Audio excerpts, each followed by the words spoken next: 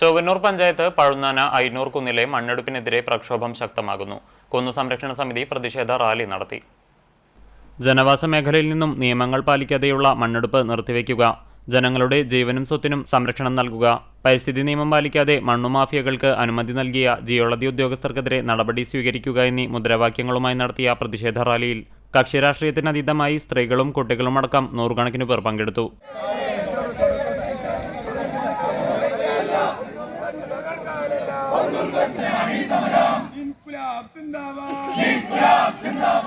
പഴുന്നാന പള്ളി പരിസരത്തു നിന്ന് കുന്നു സംരക്ഷണ സമിതി ഭാരവാഹികളുടെ നേതൃത്വത്തിൽ ആരംഭിച്ച പ്രതിഷേധ റാലി ഐനൂർ കുന്ന് പരിസരത്ത് സമാപിച്ചു.